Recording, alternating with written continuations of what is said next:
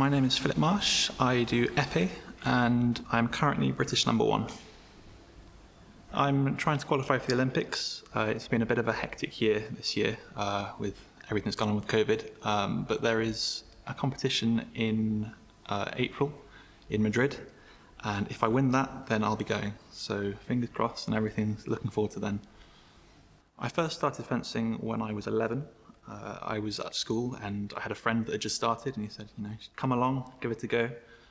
So I went along and I asked them, can I pick up an épée, have a go? And they said, no, you've got to join the beginner course. So I sat there, in tears thinking, I really wanted to do this. And 6 weeks later, I think it was, I started in the beginner course. I was terrible.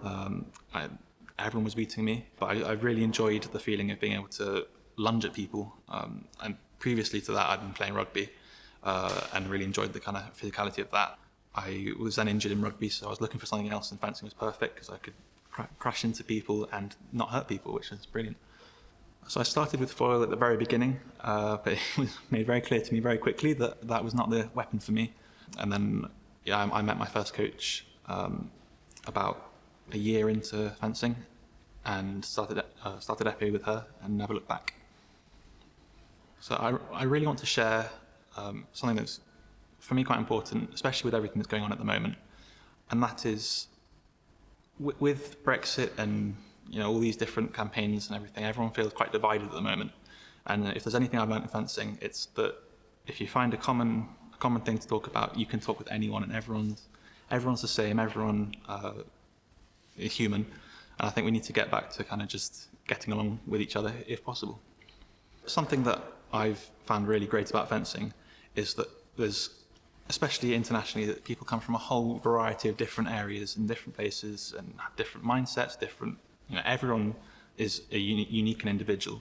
And yet in fencing, everyone's friends. It's just a place that you can hang out with friends. Obviously there's the fencing aspect, but there's also, with that comes the friendships, the family aspect. It's really a great place to be. For me, fencing helps with resilience. I know when I was younger, it was the one time that when I put my mask on, it was like I was in the zone and I felt really powerful, really, I was in control of what I wanted to do.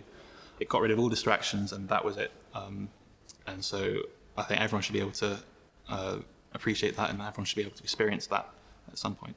The advice I'd give a young person coming into their first competition is to just not worry about it. It's not just a competition, it's also so much more than that. So don't worry about just the result. Try and take in the atmosphere, meet new people, really experience what it's about, because after 15 years that I've been doing it, it's not the results that I remember, it's the time, the good times I had with my friends and meeting new people and all around the world. It's really that aspect that I take away from it. I remember the Bycs because it was the first real competition that I had really worked for and wanted to go to. We had to qualify through regional competitions, and I remember the first year I tried to do it in foil, and I came, I think, third last, and I'd come from a club where I felt like I was pretty good, so to come third last, it kind of put me back in my place. The next year I tried an épée, came third, I think, qualified, and that was kind of when I realised that I could take fencing somewhere and it could be a journey for me. The cadets and junior championships for me was the first time after the Bycs where I got to fence against people from all over the country, all trying to be the best. And it was there that I really realised that I was good at this and I could fence. I ended up coming, I think, third in cadets and third in juniors in my first year, which for me was incredible, and that gave me the confidence to then continue my journey later on. So the senior competition was much harder than the cadet and junior competition, and I remember in my first year I crashed out. It was horrible. I think there were 112 entries and I came 108th, and I remember going home thinking this is awful. So I trained for another year, went back, came 8th, and I lost to one of the top seniors at the time, Tom Bennett. I remember coming off the piece thinking I'm very happy with that. I lost, but that was an incredible fight. So I went away again. That kept me motivated, and the year after I won it, which was amazing. I'd like to thank my coach, Sue Benny. She was my first coach. She picked me up from a crowd of foilists when I was younger at Bath Sword Club. And then she was with me up until very recently. She was helping me constantly, and I wouldn't be where I am without her.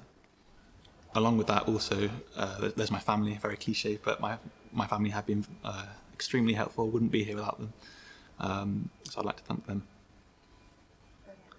The Olympics for me represents a huge challenge. I first tried to qualify for the Olympics for the 2012 Olympics when we had the home nation places, which left a bit of a bitter taste in my mouth. And so for the last 8 years, I've been constantly working to try and get to the Olympics, qualifying in my own right. So I'm really hoping that this time is the time, and this will be my time.